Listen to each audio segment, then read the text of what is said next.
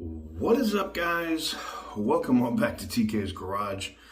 And yeah, I'm probably not gonna have the best audio in this video, but we got to get into it, man.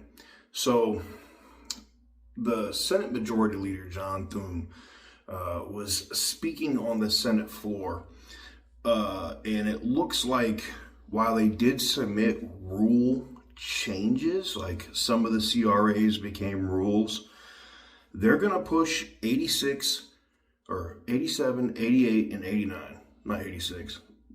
Different story. They're going to push 87, 88, and 89 through as CRAs. And they're also going to be putting the GAO, the Government Accountability Office, on notice later this week in the Senate, basically for trying to interfere in something that's never happened before. But without further ado, roll the intro.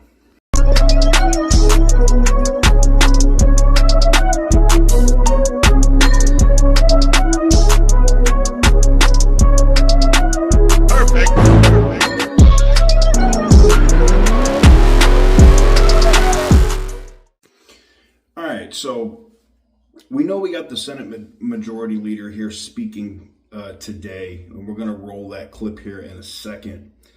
What does this mean? Well, we know that later this evening, and by the time you guys see this video, they may have already voted.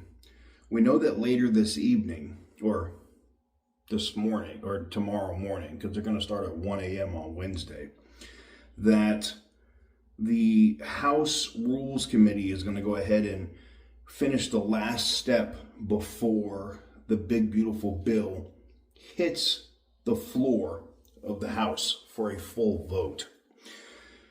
That's huge because they're negotiating right now on what's going to be in the bill in terms of emissions. And I'm talking about, are they going to go back to 2007?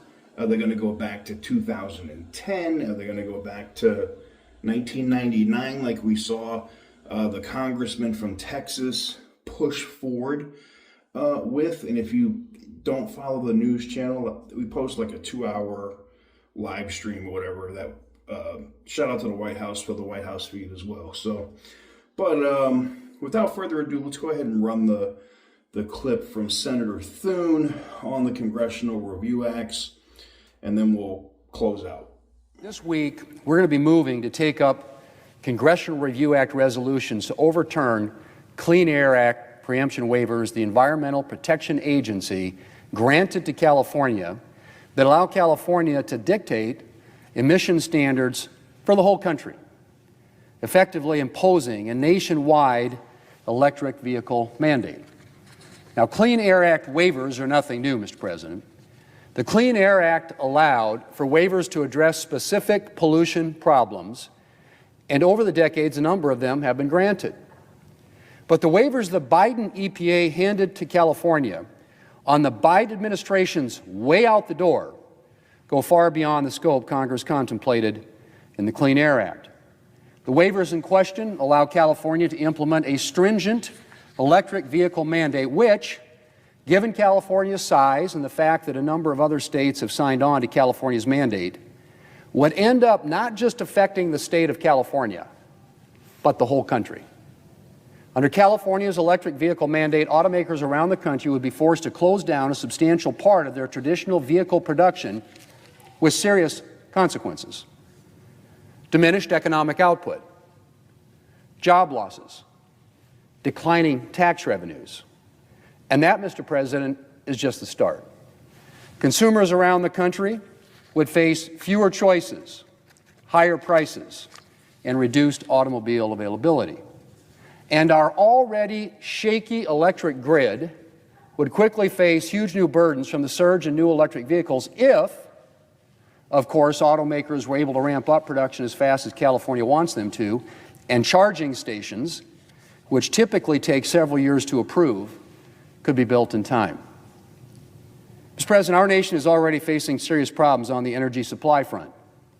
We are, to quote a Washington Post headline from last March, running out of power as a surge in demand and the premature retirement of fossil fuel-fired power plants pushes to the brink. Our electric grid is simply not in a position to absorb a huge surge in electric vehicles. Unfortunately, that didn't seem to register with President Biden, who implemented a nationwide electric vehicle mandate that the Trump EPA is currently working to undo. But while the Biden EPA's EV mandate was bad, Mr. President, California's is much worse. And if we don't act, the consequences to our economy, to consumers, and to our electricity supply could be devastating. The House, Mr. President, has already passed a CRA resolution to repeal California's mandate. And the situation is so grave that not just Republicans, but 35 Democrats supported this repeal. But here in the Senate, Mr. President, Democrats are attempting to derail a repeal by throwing a tantrum over a supposed procedural problem. The California waivers are not rules, Democrats claim, and thus the Congressional Review Act cannot be used to repeal them. Mr. President, let's be very clear. The EPA has submitted the waivers to Congress as rules, which is all that Congress has ever needed to decide to consider something under the Congressional Review Act. The House, as I said, passed a Congressional Review Act resolution of disapproval, a resolution that garnered 35 Democrat votes in the House and was passed without objection from the House parliamentarian. And there can be no question that these waivers are rules in substance, given their widespread effects. But it is true that we are facing something of a novel situation. Because for the first time ever, the Government Accountability Office has decided to insert itself into the process and affirmatively declare that an agency rule submitted to Congress as a rule is not a rule. It's an extraordinary deviation from precedent for an agency that should be defending Congress's power instead of constraining it. And frankly, Mr. President, I think we need to act to ensure that this intrusion into the Congressional Review Act process doesn't become a habit, and that the Senate doesn't end up transferring its decision-making power on CRA resolutions to the Government Accountability Office. That's why this week I intend to bring the question of GAO's unprecedented interference to the floor. But in the meantime, I want to make one thing very clear. This debate, Mr. President, is not about destroying Senate procedure or any other hysterical claim the Democrats are making. And I have to say that my colleagues' newfound interest in defending Senate procedure is touching, if a touch surprising. After all, it's only last year that Democrats were planning to destroy one of the bedrocks of the Senate, the legislative filibuster. And of course, Democrats' concern about overruling the parliamentarian is a bit unexpected, given Democrats' documented history of attempting to do exactly that. But I'm glad to see Democrats demonstrating an interest in safeguarding the Senate. However, Mr. President, the fact of the matter is that their purported concerns here are entirely misplaced. We are not talking about doing anything to erode the institutional character of the Senate. In fact, we are talking about preserving the Senate's prerogatives. And I would like to see senators from both parties vote to uphold the Senate's rights under the Congressional Review Act, even if Democrats support the California Green New Deal rule in question. So like I said, I think John Thun made some very important statements and made a lot of sense. You can't have one state setting the emissions policy de facto for the entire country, right?